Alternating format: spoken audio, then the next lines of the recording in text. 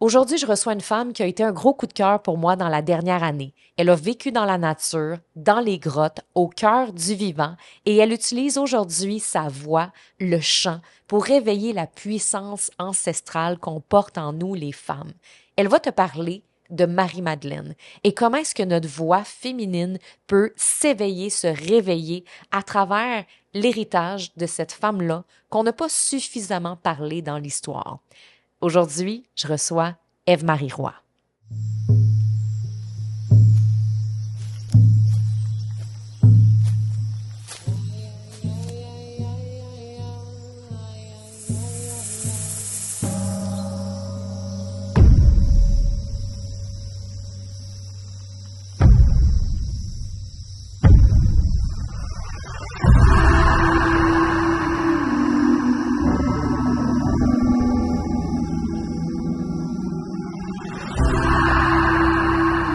Aujourd'hui, c'est terminé de se taire. T'es pas ici pour plaire, mais pour partager un message, une vérité, une vision pour le monde. Ta voix porte quelque chose de plus grand que toi. C'est une médecine puissante. Dans ce podcast, on explore la puissance de la voix féminine, celle qui guérit, celle qui dérange, celle qui allume les révolutions. Parce que t'es ici pour créer quelque chose de grand avec ta voix, pour partager ce qui est en dedans de toi. Et c'est cette voix d'origine qui peut te permettre d'avoir une vie et une entreprise en alignement avec la leader visionnaire que tu es vraiment. Je suis Stéphanie Mété, alchimiste de la voix, et depuis 7 ans, j'ai accompagné plus de 1000 femmes en francophonie à amplifier et monétiser leur voix pour faire rayonner leur expertise. Mon approche mélange des outils concrets d'influence, des pratiques somatiques et psycho-énergétiques pour libérer non seulement la voix, mais tout ce qu'elle porte. Ici, c'est ton espace pour t'autoriser à être prise au sérieux, ton espace pour laisser émerger ta voix révolutionnaire. Je suis vraiment excitée aujourd'hui, vraiment contente de recevoir une femme extraordinaire que j'ai connue. Ça fait pas tant longtemps. On s'est peut-être connus avant, mais... Sûrement. Oui, sûrement. Ève-Marie Roy, salut. Salut. Je veux raconter qu'est-ce qui s'est passé, puis qu'est-ce qui a fait que la rencontre avec toi a été vraiment puissante. C'est que je m'en venais à une retraite. Là, on est à l'Ensemblitude, à l'endroit même où on s'est rencontrés la première fois. Puis, j'étais en auto. Je m'en venais à la retraite. Je savais aucune idée ce qui allait se passer pour vrai dans la retraite. C'est une de tes amies d'ailleurs qui va être dans le podcast Voix révolutionnaire, Marie-Ève Lemay. Puis je m'en viens, j'ai aucune idée ce qui va se passer dans cette retraite-là, mais je suis dans l'auto, puis je me mets à chanter des chants sacrés et je ne sais pas d'où ça vient, là, tu sais. Et je vois un tambour, puis je ne sais pas trop ce qui se passe, puis ça faisait quand même un petit bout de temps que je voyais des tambours, mais je me disais, bah, je sais pas trop encore c'est quoi le message. Et quand je t'ai vu et que tu as commencé à faire des chants, puis que tu étais venu pour un atelier, tu avais ton tambour sacré, j'ai fait « Oh my God! » Et là, on s'est mis à chanter avec toi et j'ai perdu la voix. Oups. C'est parfait. Sais-tu quoi? J'étais vraiment contente de perdre la hein? voix parce que tu sais, je travaille avec la voix comme toi. Ben oui. Puis, ça faisait longtemps que j'avais pas été challengée avec la voix, on dirait, de quelque chose. Puis, je demandais des fois des messages qui me disaient, c'est quoi mon prochain step avec la voix? Parce que j'aime incarner pour aussi montrer aux femmes que moi aussi, je fais du chemin avec ma voix, tu sais. Parler devant un micro, c'est une chose. Ça fait longtemps que je fais ça, mais c'était quoi mon prochain challenge? Puis quand j'ai chanté avec toi puis j'ai perdu la voix, j'ai dit merci, tu sais. Merci. Puis je voulais te parler. Puis j'ai pas pu. J'ai pas pu parce que ça sortait pas, tu sais. Et là, le lendemain, ben, je te dirais 2 jours plus tard, je me suis acheté un tambour. Il est là, ici, dans la vidéo. Puis je me suis mis à chanter. Puis depuis ce temps-là, j'ai intégré le chant dans mes accompagnements. Wow. Merci, Ève-Marie. Mon Dieu. Quelle entrée en matière. Ouais, on commence comme ça. Ben oui, non, mais écoute, c'est vraiment chouette. Je tiens à dire que d'habitude, faut quand même que je le dise, que d'habitude, je prépare vraiment bien les gens, pas qu'ils perdent la voix, mais là, il y avait des enfants. Je pense que c'était pas le même contenant que tu sais, c'est pas le contenant que j'aime tenir. En temps normal, ça devrait pas arriver que tu perdes la voix. Mais là, c'était un bon déclencheur initiatique pour te montrer, là, il faut que j'aille faire la paix avec ma voix. Il y a quelque chose que j'ai à aller explorer puis à défricher. Ça, je trouve ça super. Ouais. Puis tu sais, moi, c'est vraiment ça mon objectif, en fait, c'est de ramener la voix des femmes d'abord, parce que c'est beaucoup des femmes qui viennent me voir, mais des hommes aussi, tu sais. Mais moi, je voyais ça vraiment comme, tu sais, il y a quelques années, moi, j'étais une rebelle née, là. J'étais comme, ah, tu sais, moi, là, mon rêve, puis une de mes plus grandes révolutions, c'est de ramener la voix des sorcières, ramener le chant des sourcières, ramener le chant de notre âme, en fait, parce que ça fait des millénaires qu'on chante, là, qu'on chante pour se relier aux éléments, pour mieux se comprendre, pour communier avec la force de vie dans toutes ses formes. Tout est fait de son. Nos ancêtres le savaient. Puis le rite chanté, comme ce qu'on a fait sur le bord du feu, c'était un teaser là, de se mettre les orteils, la peau des orteils dans un héritage qui est tellement important puis qui est dans notre ADN, là, tu sais, de communier avec les forces de la nature, de communier avec le chant des ancêtres, des territoires, de se rappeler qui on est à travers ça, puis de réallumer le flambeau de notre vie sauvage, de notre relation avec notre nature profonde qui s'inscrit dans tous ces champs-là qui sont encore dans tous ces territoires partout sur la Terre. Puis c'est fou ce qu'on porte dans notre voix, puis on en parlait avant le podcast aussi, parce que la voix, c'est relié au chakra sacré, à l'utérus, à l'identité profonde, puissante. Mais l'identité, c'est pas juste le « je suis maintenant », mais c'est tout ce qu'il y a en arrière, l'héritage. Exact. Donc, il y a quelque chose de tellement puissant. Puis, tu sais, moi, perdre la voix, je l'ai pas vu comme un problème tant physique, honnêtement. Ouais. Parce que j'ai le moment précis en tête où est-ce que tu me demandes de chanter plus fort. Puis moi, je crie, mais je crie à m'en faire mal, tu sais, à m'en faire mal. Puis, ce que je fais pas en voix parlée. Mais c'est comme s'il y avait une partie de toi qui avait tellement été réprimée, peut-être, là, dans...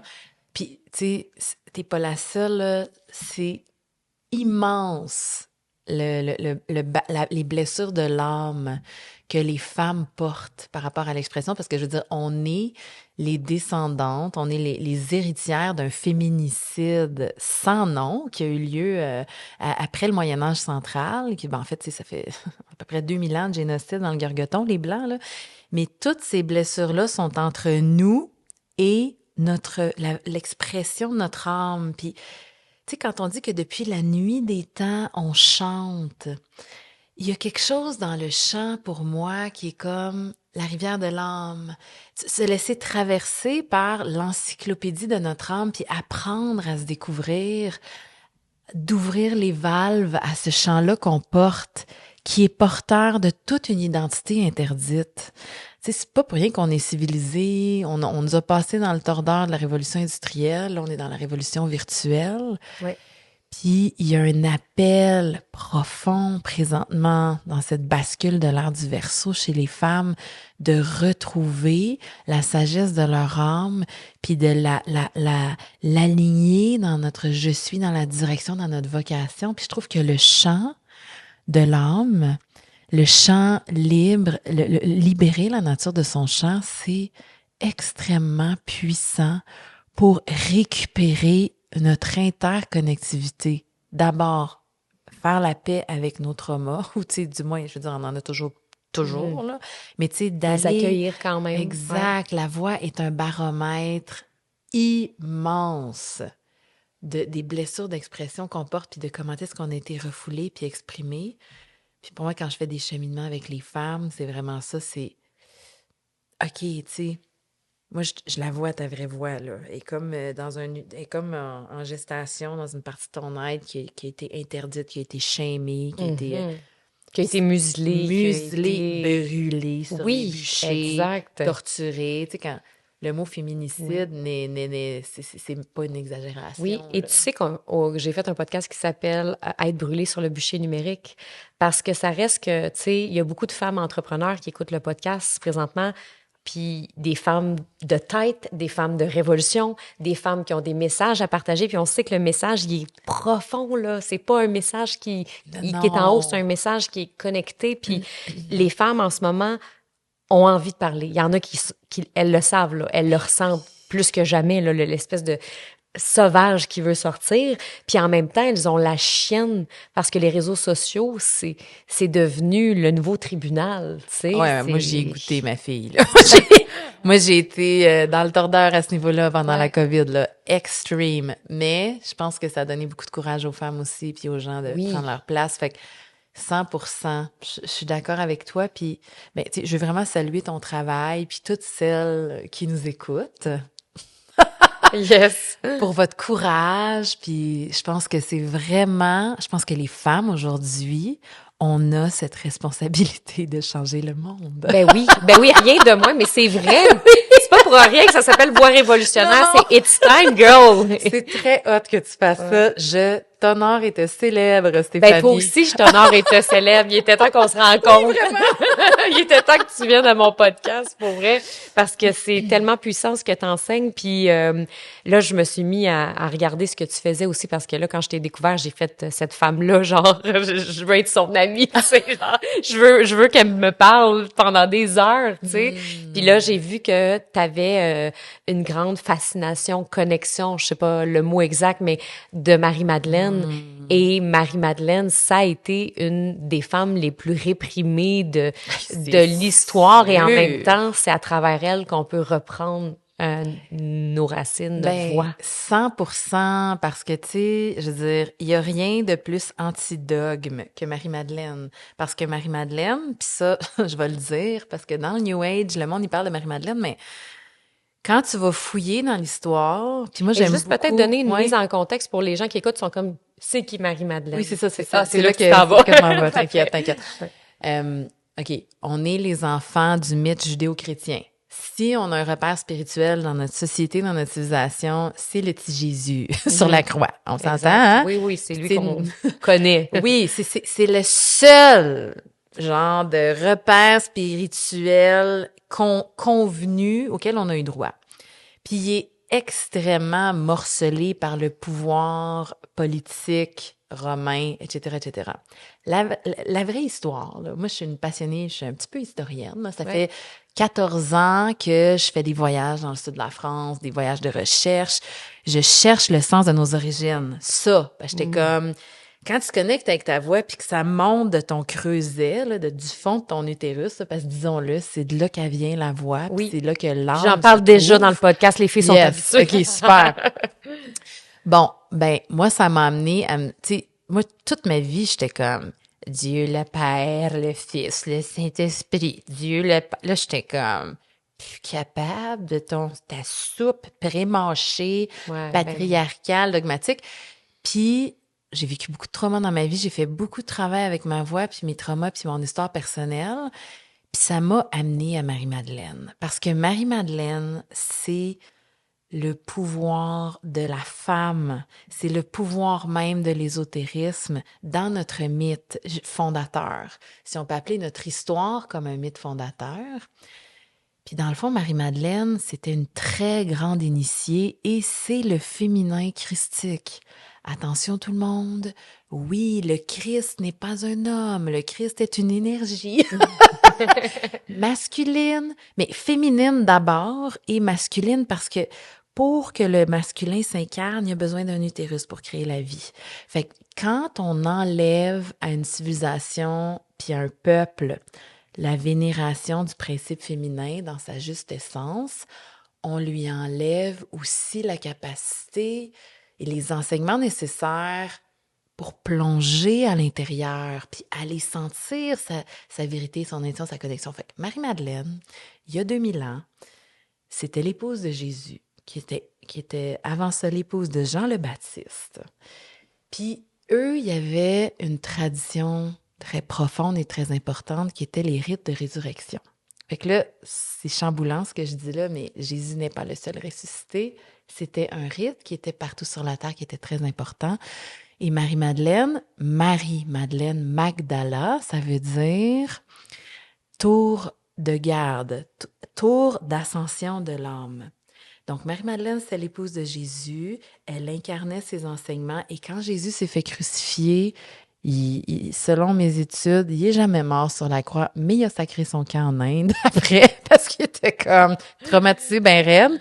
Elle avait une mission, elle était enceinte, elle portait en elle la lignée du Graal, le sang du Christ, puis elle est partie après l'Inquisition romaine, qui était la crucifixion. Les Romains, il y avait un groupe d'Esséniens, il y avait des grands mystiques en Palestine qui gardaient tous les anciens savoirs sacrés, ésotériques, initiatiques, puis ils étaient menacés par le pouvoir en place qui voulait plus que le peuple ait accès à ce pouvoir-là puis à ces sagesses-là. L'histoire se répète. Donc, on crucifie Jésus. C'est un grand, grand acte d'humiliation. Et là, la famille sainte se sent en danger. Ils traversent la mer Méditerranée et ils s'en vont dans le sud de la France. Et Marie-Madeleine, à ce moment-là, elle a fondé le christianisme en Europe. C'est elle qui a amené le christianisme primitif à travers une tradition alchimique très, très, très profonde. Ça, c'est quelque chose qu'on ne sait plus aujourd'hui, mais l'alchimie, la pratique de l'alchimie, qui a été inventée par une femme, qui a été restaurée par une femme à cette époque-là, c'est une pratique très ancienne, mais Marie-Madeleine, c'est ça qu'elle amène en Europe. Que ce soit l'alchimie sexuelle, l'alchimie opérative, ça c'est tout un sujet, l'alchimie dans la matière. Elle amène tous les enseignements de la gnose. Puis la gnose, c'est comme ce qui est à l'opposé du dogme. Tu as le dogme qui te dit, puis moi c'est pour ça que j'ai appelé ma formation en ligne là-dessus la pomme d'Ève. Parce que esti, Adam. maudite Ève qui croque la pomme, tu sais. Mais c'est toujours la femme qui est Ben là, tu sais. elle est donnée, l'humanité est donnée parce que Ève oui. s'est émancipée du Dieu Mais c'est toujours suprême. ça. Ben oui. On est toujours damnés parce qu'il y a une Exact. femme qui a fait quelque chose de pas correct. Parce que la femme, elle enfante la vie à partir de son creuset intérieur. Puis ça, là, l'Église, elle aime pas ça parce qu'elle perd, elle a pas de grip là-dessus, tu sais. Ben, donc, on a décidé d'en prendre contrôle. Exactement. Fait que la gnose, c'est tout le contraire. Puis c'est pour ça, quand je parle de christianisme primitif, c'est toute la gnose initiatique christique qui a débarqué dans le sud de la France avec Marie-Madeleine, puis elle a fondé des écoles de gnose. Elle s'est mariée avec les Celtes, les Druides. Parce que aussi, il y avait une gnose qui venait des Atlantes. Quand l'Atlantide s'est effondrée, ils ont migré sur la côte, la Galicie, tout ce coin-là, puis ils sont venus polliniser l'Europe. Puis là, t'as tous les Arabes et les Égyptiens, puis Marie-Madeleine, elle a été initiée dans les temples d'Isis. T'as toute cette sagesse initiatique là, qui est vraiment le berceau de l'humanité, là. Fait que t'as tous ces courants-là qui se rencontrent à cette époque-là, puis qui se consolident dans le christianisme primitif. Puis quand tu regardes les légendes celtes, puis tous ces peuples-là, ils vouent un culte immense à Marie-Madeleine. Puis quand là, je vais te dire quelque chose là, qui est vraiment mind-shattering, là, c'est que quand tu explores les cathédrales en Europe, puis que tu sais, on pense que les cathédrales sont le fruit du catholicisme romain. Mais non, les cathédrales sont toutes dévouées à Notre-Dame. Pourquoi? Parce que il y a 1000 ans, il y a eu une renaissance de l'énergie christique. À tous les 1000 ans, c'est des cycles dans l'humanité. L'énergie christique refait surface, puis elle va prendre la forme du paradigme de conscience de l'époque. Fait qu'il y a 1000 ans, en 1100, 1200 jusqu'à 1300, il y a eu ce qu'on appelle les Templiers, qui étaient les gardiens de tout l'héritage de Marie-Madeleine. Donc, de l'alchimie, de la gnose et de Jean le Baptiste. Puis, il y a eu un groupe de gnostiques qui était une lignée de sang royal. La fleur de lys, c'est le symbole de cette lignée-là. Puis cette lignée-là, ils ont préparé ça pendant vraiment longtemps, puis il y a eu une fenêtre à cette époque-là pour qu'ils puissent ramener le culte de Notre-Dame, de la Vierge Noire. Puis au-dessus du culte de Notre-Dame, ils ont construit les cathédrales, qui sont vraiment toute la manifestation de la grandeur de l'esprit de l'époque puis la quintessence de la connaissance de notre peuple. Là, tu me donnes envie d'aller visiter les cathédrales, tu Non, sais. mais les cathédrales sont des grimoires d'alchimie et toutes les cathédrales sont dédiées à Marie-Madeleine. C'est fou parce que Marie-Madeleine, on n'en parle pas dans l'histoire. Ben non, On il n'en faut parle pas. du tout, C'est du tout. une Mais c'est ça prostituée! que j'allais dire. Moi, ce que j'avais entendu, puis j'y ai jamais vraiment cru. On s'entend, Non, quand on non. est une femme, on le sait, on sent ces Ouais. choses-là. Mais on a dit d'elle que c'était une prostituée. Mais on a essayé. Est-ce qu'on a essayé de la faire taire à certains moments parce que, ou c'est ça, c'est ce qu'on dit, ou Ben, en fait, on a fait taire son héritage, là. on a fait faire son héritage, Parce ouais. que à cette époque-là, Marie-Madeleine, en tout cas, ce que j'en comprends, là, c'est que Marie-Madeleine quitte la Palestine où ils sont en danger, parce qu'ils ont quand même mis Jésus sur la croix, là. Ouais. Fait que tous ces anciens savoirs-là sont en danger, fait qu'elle s'en va dans le sud de la France, puis c'est comme une zone où est-ce que l'Empire romain est présent, mais pas encore assez. Fait que c'est une zone, c'est un safe zone. Fait qu'à ce moment-là, Marie-Madeleine, elle amène la gnose puis l'alchimie, puis elle se métisse avec tous les peuples, parce que les peuples animistes sont gnostiques. La gnose, c'est une tradition spirituelle qui comprend profondément que l'expérience humaine est initiatique, puis qu'il y a une intelligence magnétique qui contient toutes les informations de cette initiation-là. Nous, on pense, tu sais, dans notre culture, là, la spiritualité, c'est comme Dieu est lumière, puis Dieu est en haut, puis spirit, spirit, spirit. Puis des fois aussi, ben, il y en a beaucoup qui veulent juste rien savoir non plus. Parce que, tu sais, je veux dire, tu parles de ça, mais en même temps, moi, là, dans ma famille, lignée très proche, ma grand-mère, on cognait à sa porte pour savoir si elle allait avoir un enfant bientôt. Puis je veux dire, c'est là. terrible. Je veux dire, c'est pas là, je veux dire, c'est ma lignée directe, là. Hey. C'est Non, puis on peut-tu comme give thanks là qu'on soit nés maintenant nous autres en Oui. tant que femmes Oui. en Occident. Ben, moi, j'ai là. pas d'enfant, puis j'ai 37 ans, là. Ben oui. Tu sais, je veux dire, ça aurait pas été possible, là, v'là pas si longtemps, là. Ben non, c'est sûr, parce que puis c'est pour ça que moi je trouve ça d'une tristesse phénoménale. C'est que on a tous rejeté, excuse-moi, l'esprit de Christ de religion catholique là, qui a tellement abusé le peuple, qui a au nom de cette religion basée sur un livre qui a été construit de toutes pièces par le pouvoir politique de l'époque, genre dans lequel on a rejeté tous les enseignements ésotériques, ben on a rendu l'être humain tellement petit et asservi, tu sais. Puis je pense que les gens ont rejeté le catholicisme, puis ils veulent plus rien savoir, mais c'est un leurre parce que on a rejeté. C'est pas juste le catholicisme en soi, c'est les personnes qui étaient derrière ça. Ben, c'est parce que le catholicisme qu'on nous a donné, c'est un genre d'esclavage. On nous a comme donné un programme d'esclavage. Puis quand le livre d'enseignement du catholicisme a été écrit, puis je sais qu'il y a des beaux passages dans la Bible, puis qu'il y a plein de belles choses, mais reste que on a discarté ce qu'on appelle les apocryphes. Puis les apocryphes, c'est tous les enseignements initiatiques originels du christianisme.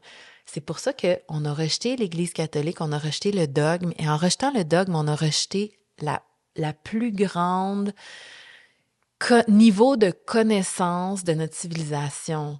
Puis pourquoi je dis ça? C'est parce qu'au Moyen-Âge central, quand les Templiers ont réussi à ramener la gnose au cœur de terrus cachés de l'Église, on a atteint les plus grands sommets en termes de génie architectural, en termes du fonctionnement de la civilisation.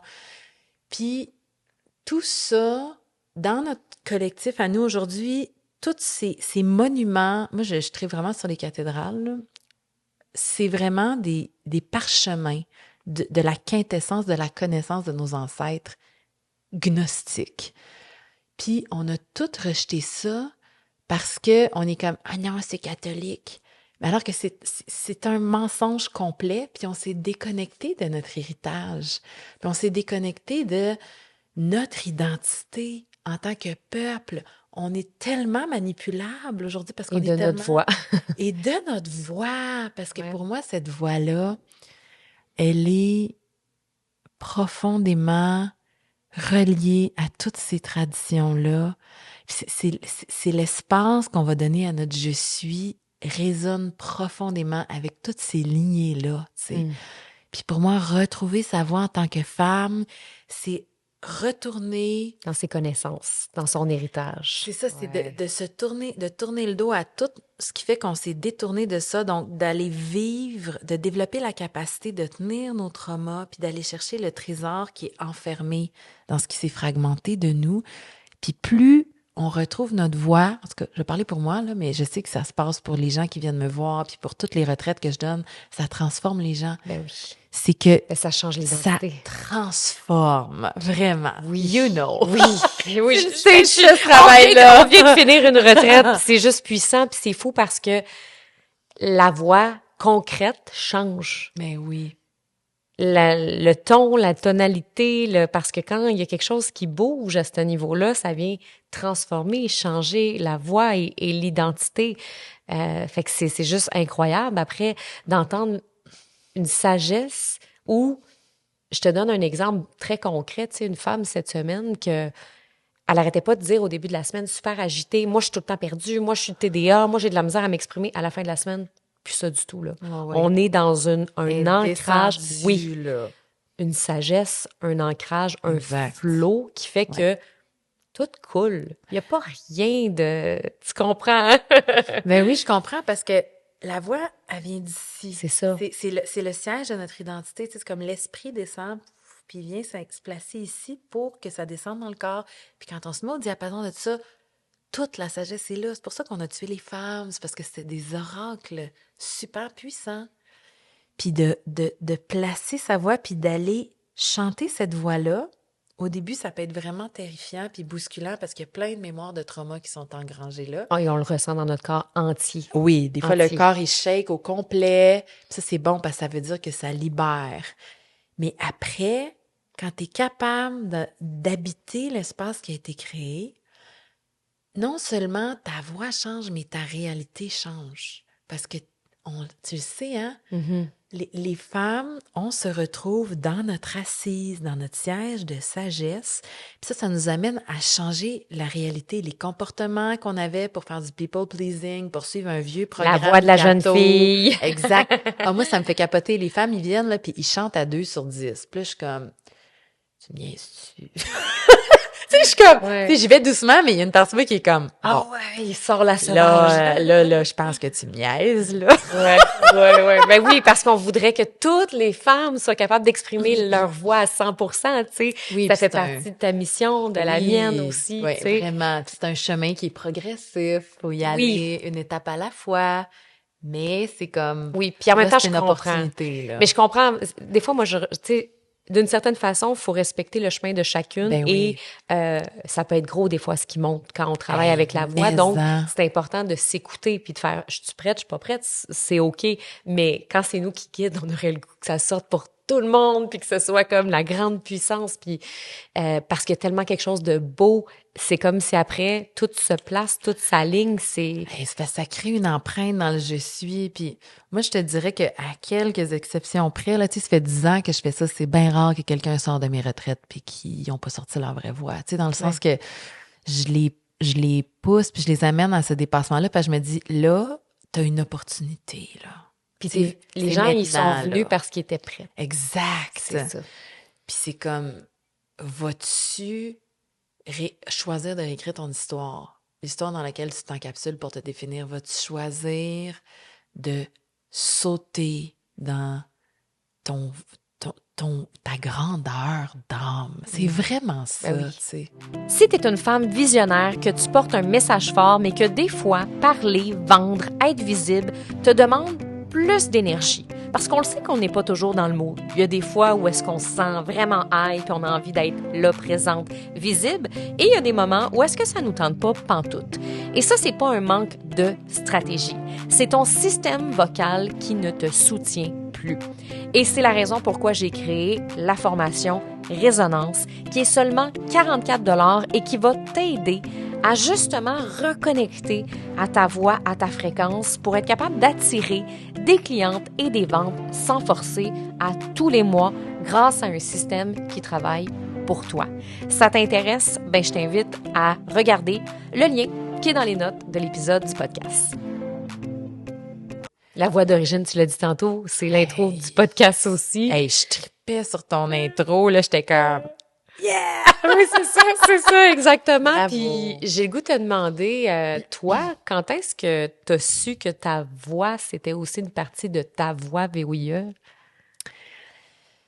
Ben, je te dirais, là, c'est vraiment spécial. J'avais 16 ans, j'étais allée faire de la danse, là, contact improvisation, là, tu sais, tu danses avec les gens, puis j'étais allée dans une soirée, j'étais invitée, puis là, je me suis mis à chanter dans une langue que je connaissais pas, genre, tu sais, le mouvement, puis le corps, puis ça a comme dénoué quelque chose à l'intérieur de moi, puis je me suis mis à chanter dans une langue que je connaissais pas. C'était la première fois que ça m'arrivait, j'avais 16 ans. Ça ressemble un peu à ce que j'ai vécu quand je suis venue vers toi. Exact! Puis là, je me suis mis à chanter, puis là, genre, le monde, il capotait, genre, puis il était comme... ça sort d'où cette voix-là? Puis à ce moment-là, moi, je faisais du théâtre, tu sais, je voulais pas vraiment chanter, ma sœur a chanté. Tu chantais pas encore à l'époque. Mais là, c'est devenu, je me suis rendu compte que j'avais une réelle puissance dans ma voix. Puis c'était comme un médium de guérison vraiment puissant pour les gens. Puis je te dirais que là, j'ai chanté. Moi, j'étais très nomade, là, j'ai voyagé partout, je chantais, puis partout, les gens me connaissaient comme quelqu'un qui chantait.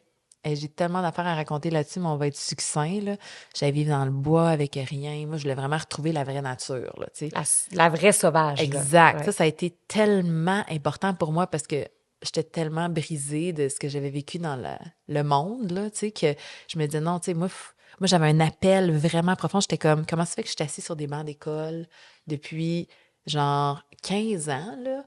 Puis qu'il y a personne qui m'a dit qu'est-ce qui vit dans l'arbre. Tu sais, je me rappelle, j'étais au cégep Saint-Laurent, j'étais en théâtre, puis je regardais au loin, je voyais les arbres dans la lumière, puis je me disais, il y a comme une petite grosse faille dans le monde dans lequel on vit. Ouais. Fait que j'ai tout donné, puis j'étais allée vivre dans la nature. Pendant plusieurs années, j'étais allée vivre dans des grottes à Hawaï sans aucune technologie parce que je voulais retrouver ce lien profond avec l'anima, avec la nature. Puis ça m'a amené à chanter beaucoup, beaucoup, beaucoup, puis à me rendre compte comment est-ce que le chant est élémental. Wow. Toute la nature est faite de son. Puis à cette époque-là, je chantais beaucoup, puis je voyais des choses apparaître. Tu sais, comme moi, je suis pas quelqu'un qui prend de la drogue. Je pense que je suis quelqu'un d'assez groundé, mais je suis très consciente que... Oui, puis t'es très intellectuelle, très intelligente, oui, non, mais ouverte aussi, puis connectée aussi. Tu sais, on peut être ça et ça, puis ça, là, je vais te laisser continuer, mais je veux juste le nommer ça, parce que je sens que les femmes ont besoin d'entendre ça, mais c'est... Est-ce que je suis connectée ou intelligente ou est-ce que c'est all ça? Of it. Les druides, c'était ça, là. Oui, c'était justement les femmes les plus intelligentes, exact. mais les plus intuitives et les plus connectées à leur sagesse. Les druides, c'est en fait, on est des êtres métaphysiques. Puis ça, c'est quelque chose qui nous... Est-ce qu'ils veulent pas qu'on le sache, qu'on est des êtres métaphysiques? Ils ont tout fait pour enfoncer le clou, là, puis nous rétrécir dans la densité, mais on est des êtres métaphysiques. Puis les grands druides, les grandes druidesses qui étaient comme les chamans, les sages des peuples, c'était des gens qui étaient, tu sais, c'était des chirurgiens incroyables, c'était des, tu sais, ils travaillaient autant dans le monde exotérique, le monde extérieur, que le monde ésotérique. Puis ça prend un bon équilibre entre les deux. Fait que moi, à cette époque-là, je chantais, puis je voyais des immenses lumières apparaître dans la forêt, puis des fées, puis là, je me suis dit... Le chant t'amenait ça. OK, la nature, là, elle comprend mon chant parce qu'elle me répond, parce que, tu sais, j'étais comme, ouf. Bon. Après ça, je suis revenue au Québec. J'ai fait une grosse thérapie à travers l'école de la chanson. J'étais allée à l'école de la chanson, puis j'ai repris le dessus sur mes traumas. L'école de la chanson de Granby? Oui, à travers mon chant. Ça a été une période super importante. J'ai écrit genre une centaine de chansons au piano. Non, j'exagère là peut-être. Hein. Plusieurs chansons, puis ça a été vraiment une façon de plonger dans mes profondeurs occultées, puis d'aller récupérer Ève-Marie, tu sais. Avec les mélodies, tous nos traumas portent des mélodies. Donc, t'es allée, ce que je trouve beau, c'est que tu me parles de la grotte à Hawaï. Oui! C'est tellement, ça a l'air tellement wow. J'ai le goût d'aller dans une grotte, moi, là, en ce moment, là. Peut-être qu'il y en a qui se disent, non, moi, oui. Moi, j'irais dans une grotte, mais c'est comme si t'es allée au plus profond des racines, tu sais. La voie, moi, je l'appelle la voie d'origine de survie pour s'en aller vers retrouver le pouvoir de Le la cœur. voix, là, c'est comme wow. Vraiment, c'est comme from the bottom of the womb, là, tu sais. Ouais. Ça, c'est un mot qu'on devrait avoir en français, un équivalent pour womb. Ouais, il l'a pas, en fait, Non. l'équivalent qui est aussi puissant puis fort. Vraiment, là, on tu dirait sais. je pourrais dire le Graal ou le creuset de la femme, mais oui, puis après ça, je suis retournée visiter mon histoire personnelle, puis j'ai l'impression qu'à ce moment-là, quand j'ai écrit beaucoup, beaucoup de chansons, j'ai comme débunké beaucoup de choses qui étaient occultées en moi, puis ça m'a ramené mon pouvoir de femme. Ça a été super puissant. Parce que comme je te disais, moi, j'étais très dissociée avec tous les traumas que j'avais vécus. J'étais super dissociée. Ma mère est morte. Tu sais, j'ai vécu plein d'affaires vraiment rochantes, là. Puis ça a été mon chemin initiatique. Puis j'étais tellement dissociée que je descendais dans ce qui me dépassait. J'avais comme développé une genre de méditation. Je descendais dans ce qui me dépassait, puis j'allais trouver le son de ce qui me dépassait. Puis il y avait toujours une mélodie puis une histoire au fond de ce qui me dépassait. Puis j'ai écrit plein de chansons. Puis ces chansons-là sont devenues une partie de mon identité de femme. Puis un legs, un genre de testament aussi, tu sais. Fait que ça a été vraiment important. Puis après ça, ben j'ai eu un enfant. Puis là, je ne pouvais plus composer de la musique jusqu'à 3 heures du matin. Fait que j'ai découvert la sonothérapie, puis j'ai découvert le chant des ancêtres. Fait que, tu sais, je te dirais que la première partie de ma vie, j'étais allée vivre dans des grottes, puis j'ai découvert le pouvoir élémental du chant, où je chantais, puis les éléments me répondaient littéralement. Après ça, j'étais allée guérir mon corps émotionnel, puis on s'entend, là, c'est jamais fini, là, j'étais encore en train de le guérir. Ouais, c'est un chemin d'une vie, hein. Prétention, Le chemin de la voix, c'est le chemin d'une vie. Exactement. Ouais. Puis après ça, j'étais allée découvrir le fait que je pouvais entendre le chant des ancêtres, que j'étais super connectée aux ancêtres des territoires, aux gardiens des territoires, puis que j'étais capable de faire un pont entre ces espèces de réservoirs de sagesse ambiants qui sont dans le tissu profond de la nature, puis la voix. Puis c'est là que je me suis mis à me passionner pour la relation entre la géobiologie et le son. La géobiologie, c'est tout l'ensemble des phénomènes naturels qui construisent la nature. Puis notre nature humaine, la nature extérieure, puis comment là, je me suis mis à étudier les anciens peuples, puis je me suis rendu compte que les peuples vivaient des rites chantés. Ben oui. Que les Moi, rites je chantés... commence à m'intéresser oui. beaucoup à ça. Là. Je trouve ça tellement puissant, la guérison qui peut se passer dans certains peuples. Là, c'est juste avec le chant. Puis c'est fou, là, c'est incroyable. Là. C'est énorme pour guérir les deuils, pour... tu sais, je veux dire, moi, je fais des rencontres en individuel, puis souvent, les femmes, ils viennent, puis ils libèrent des choses qu'ils s'attendaient jamais, puis ils contactent des choses qu'ils s'attendaient jamais à contacter. Il y a dans notre humanité, la tradition du chant a été super importante, puis c'est à ça que je voulais en venir, ce que j'ai découvert à ce moment-là, puis c'est devenu un peu un de mes travaux principaux, ça a été d'offrir des rites chantés, puis de ramener le rite chanté, d'amener les gens sur des sites sacrés, puis de faire des rites chantés, parce que les anciens peuples rythmaient les saisons, construisaient ce qu'on appelle le système méridional de la Terre, qui est fait d'énergie, de force élémentale, ce qui va construire les territoires. Les veines de vie du territoire sont dynamisées depuis la nuit des temps par les rites chantés des peuples. Puis il y a tout un acte de co-création qui passe par le son, pour la vitalité du territoire, mais pour la santé des peuples aussi entre eux. Puis je me suis mis à étudier l'impact du rite chanté sur les territoires, puis sur les sites sacrés, puis à ramener les gens sur les sites sacrés pour aller faire des rites chantés, parce que quand tu fais un rite chanté sur un site sacré, puis il y en a plein des sites sacrés ici dans les montagnes, là, j'ai fait une recherche, j'ai trouvé plein d'anciens sites sacrés. Il y en a, c'est ça, au Canada, au Québec. Il y en a partout. Oui, il y en a partout dans le monde. C'est ce qui construit la Terre. C'est les endroits où l'énergie créatrice de la Terre monte des profondeurs magnétiques puis descend de la grandeur de l'esprit pour prendre sa place dans le territoire. C'est ça qui va irriguer tout le territoire, amener toute l'information à la nature. C'est cette connexion qu'on sent quand on chante, puis quand on chante à l'extérieur, là, il y a quelque chose de tellement puissant. Là. Parce qu'on y participe. Ce que j'ai découvert, c'est qu'avec le rite chanté, il y a, mettons qu'un site sacré va avoir un biochant de, je sais pas, il va vibrer à un certain niveau. Ouais. Le biochant, c'est l'enveloppe, c'est notre émanation, c'est notre rayonnement, c'est notre véhicule aussi. Mais quand tu vas chanter sur un site sacré avec puissance, intention, des intentions claires, bénéfiques. Avec un collectif en plus. Collectivement, le biochant de la nature explose. Wow. Il devient 5 fois J'ai jusqu'à des 5 frissons, fois tu plus m'en grand. parles, je suis comme... Ouais. Puis ce que j'ai découvert, c'est que dans toutes les traditions du monde depuis la nuit des temps, on fait des rites chantés comme on vient jardiner la vitalité d'un territoire, cette relation osmotique avec les forces de création. Puis ça nous ramène dans un sentiment d'identité animiste tellement profond. Moi, j'ai pour mon dire que genre, on peut pas ne pas être groundé si on veut être cohérent, si on veut être aligné, si on veut marcher notre vocation. On a besoin du magnétisme, on a besoin de la polarité féminine de Dieu. Puis ça passe par cette force du dragon, tu sais, l'élan d'énergie vitale.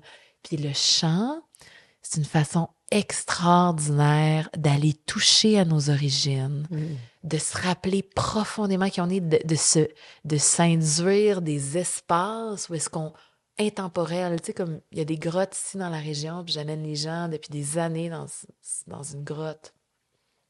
Puis on fait des rites chantés au solstice, aux équinoxes, dans des moments de deuil. Puis c'est fou quand on va là, parce qu'on descend dans la grotte, on allume des chandelles, Ah, je veux dire, je vois déjà. on chante. Je vois déjà. On est dans le ventre de la terre, on fait comme Et c'est tous nos tellement ancêtres. simple et on a tellement tout accès à ça. C'est gratuit. Tu sais, je veux dire, juste d'avoir accès à chanter. Puis je trouve que on se le permet pas toujours, moi étant la première, parce que une des choses qui est arrivée après t'avoir vu, ce que je disais tantôt dans le podcast, c'est que, ben, j'ai quand même été rapide, puis j'ai acheté un tambour, puis je me suis mis à chanter, sauf que... Très cool. j'avais Bravo. Merci. Mais j'avais une coach, moi, vocale, dans mon équipe, OK. qui chante depuis des années, qui a fait des stages, tout ça. Fait que là, je dis, écoute, j'ai commencé à chanter et je ne suis pas une chanteuse, tu sais. Et là, je lui raconte ça. Puis elle me dit, mais t'as pas besoin d'être une chanteuse. Chanteuse. Oui, mais c'est ça, C'est en ça, voulant le dire... concept, là, Oui, tu mais sais. c'est ça, en voulant dire que Je comprends. chanter, tout le monde peut le faire. Et ce Ben que j'ai oui. compris, une chose importante, c'est que je me souviens, j'étais dans une retraite de voix pas très longtemps après. J'animais une retraite de voix parlée, beaucoup, moi. Et là, je dis, j'ai besoin de chanter parce que... Mais j'ai besoin de chanter. Il n'y a pas de parce que, j'ai besoin de chanter. Fait que là, je chante avec mon tambour. C'est la première fois que je chante en public. Ça me Bravo. challenge. Tu sais, Ben parce que, oui. tu sais, j'ai parlé, il n'y a pas de problème, mais je me dis en même temps, les femmes sont là pour leur voix. Donc, si moi, je leur montre pas, tu sais. Et là, les filles se mettent toutes à chanter. Et là, ils m'ont dit merci. Peut-être que même ça m'a avantagé de pas si bien chanter que ça. Parce que ça l'a autorisé aussi les femmes à le faire, puis faire, regarde, fuck off, on y va, tu sais. Puis il faut tellement défricher ce chemin-là, puis il se défriche à travers la maladresse, à travers le fait qu'on connaît pas notre instrument, puis il faut l'apprivoiser. Et puis c'est pas être une performance. humble. Vraiment pas. Moi, quand j'ai commencé à chanter il y a des années, là, je veux dire, je forçais ma voix, je cherchais ma voix, je comprenais pas. Oui, puis on est dans une voix de tête, hein, au début, hein? Oui, mais dépendamment de où sont nos blessures, il y a des gens qui restent dans la voix de basse, là, Oui. parce qu'il y en a pour qui c'est dangereux de monter, tu sais, on a tellement de mémoire, mais tu sais, c'est comme toutes les étapes du processus sont belles et sont importantes. Oui. Ouais, c'est vraiment puissant, c'est vraiment extraordinaire. Ça me donne envie d'aller chanter dans une grotte. Ben vraiment. C'est tellement puissant. Toutes nos ancêtres allaient dans les grottes faire des rituels parce qu'ils descendaient dans l'utérus, puis c'est le lieu de la conception. Fait qu'ils amenaient l'esprit dans l'utérus, ils amenaient la semence de l'esprit dans l'utérus, puis il y a quelque chose de tellement fort quand on chante dans des grottes parce qu'on se rallie à l'identité profonde de l'humanité, à tous ces mythes, à ces rites. Puis ça passe à travers nous. Ça veut se frayer un chemin pour nous réinitier, tu sais. Et qu'est-ce que tu aimerais dire justement à toutes ces femmes révolutionnaires qui ont des voix puissantes, des messages à partager? Je sais que c'est les femmes qui écoutent le podcast puis qui sont comme I'm ready, là, tu sais, je suis prête. Qu'est-ce que tu aurais envie de leur dire? Oser. No matter what. Oser.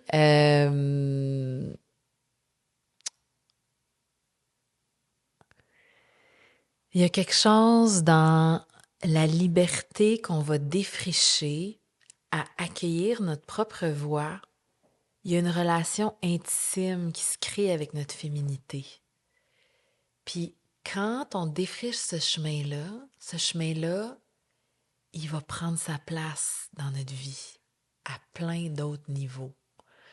Puis je trouve qu'il y a quelque chose de très important, surtout dans cette espèce d'optique de femmes entrepreneurs, révolutionnaires, de pas mimiquer le chemin que l'homme a tracé à ce niveau-là, tu sais. Mm-hmm. Puis je pense qu'on le fait pour ça.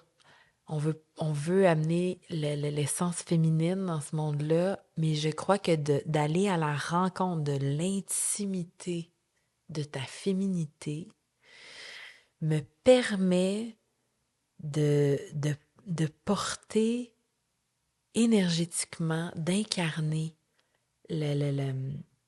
cette profondeur d'intimité avec le féminin, puis vient vraiment créer une espèce de calibrage entre la façon dont on va prendre notre place dans la vie, avec les paroles qu'on va utiliser, puis cette force sensible qu'on doit reconquérir en nous-mêmes, sans honte, sans pudeur, sans humiliation, avec énormément de bienveillance, d'empathie et de douceur. Puis je vous dirais, venez me voir! Ben oui, puis je dis toujours que la prochaine grande action se cache derrière la prochaine prise de parole qui va nous challenger, tu sais, derrière des conversations qui sont challengeantes. Tu sais, des fois, on le sent à l'intérieur de nous qu'on doit dire quelque chose, disons-le, tu sais. Ah oui, puis ça, le courage, la vulnérabilité, est-ce que c'est payant? Il n'y a rien de plus payant que ça. Oui. C'est là qu'on ouvre le chemin là, encore plus grand. Oui, vraiment. Puis justement, où est-ce qu'on peut te suivre? Parce que là, tu as plusieurs choses, plusieurs activités, des retraites, des rituels, peu importe. C'est où qu'on peut avoir toutes les informations? Moi, j'ai un site web, c'est evmarieroy.ca. Vous pouvez vous abonner à mon infolettre sur le site web.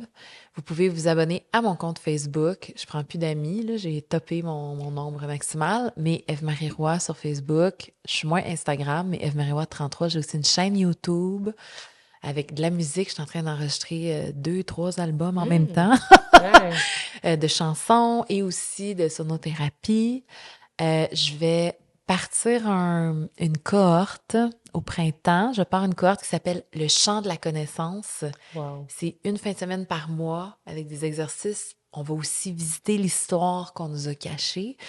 Puis c'est vraiment mon objectif avec ça. J'ai appelé ça le Chant de la connaissance parce que connaissance de soi, mais connaissance parce que tout est son. Puis toute l'information de la connaissance passe à travers le son. Fait que mon but avec cette cohorte-là, c'est vraiment que les femmes sortent de là transformées dans leur axe, capables d'assumer leur voix chantée, puis toute la puissance de leur être. Parce que on parle, mais ça reste conditionné. Quand on chante, on a la possibilité d'ouvrir des espaces intemporels, des espaces d'identité vraiment profonds. Puis je crois qu'il y a vraiment quelque chose de super thérapeutique. Je le vis là avec les femmes depuis des années, mais de reprendre le flambeau de cette voix-là. Hey, merci Eve-Marie. Super belle rencontre. Je suis vraiment contente que tu sois venue. Moi aussi. Yes. Puis ta mission, là, je te salue. Puis je salue, comme je disais encore une fois, toutes les femmes qui s'intéressent à ça, puis la personne qui nous filme présentement, qui est derrière la caméra. Oui, puis tous les hommes qui supportent les femmes aussi dans ce chemin-là. Respect! On a tellement besoin de vous, là, comme humble, mais aussi dirigé. On a besoin de ce Graal, que l'homme tienne le Graal, comme les Templiers l'ont fait, tu sais. On crée cet espace-là pour la grandeur de Dieu, genre. C'est vraiment, je suis pas religieuse, mais ouais, je crois à quelque chose de fort. Hey, merci pour toutes tes connaissances, ta passion, toutes les recherches que tu as faites. Je trouve ça tellement, tellement passionnant. Puis ton histoire que j'apprends à découvrir sur toi en même temps, c'était super puissant. Puis merci, toi aussi, de contribuer à cette mission-là de la voix des femmes parce qu'on a besoin de plein de femmes pour aider les femmes avec leur voix tellement, là. Le pollen, le mycélium, on est dans l'ère de la révélation, c'est ça l'Apocalypse. Puis je voulais dire que j'ai une formation en ligne qui s'appelle La Pomme d'Ève sur tout notre mythe fondateur caché au féminin. Tout ce qu'on nous a caché qui nous permet vraiment de récupérer notre dignité, je trouve. Ouais. Hey, merci d'être venue. Merci beaucoup. Cet épisode-là a éveillé quelque chose en toi, t'a fait vibrer, viens me le dire. La meilleure façon de le faire, laisse un 5 étoiles sur Apple Podcasts et écris ton témoignage. mais surtout, partage-le. Envoie cet épisode-là à une femme que t'aimes, une femme qui, elle aussi, aurait besoin d'entendre ce message-là. Parce qu'en l'écoutant, elle pourrait, elle aussi, commencer à libérer sa voix ou à retrouver sa puissance. Et c'est ça, élever nos voix ensemble. Je te dis à bientôt.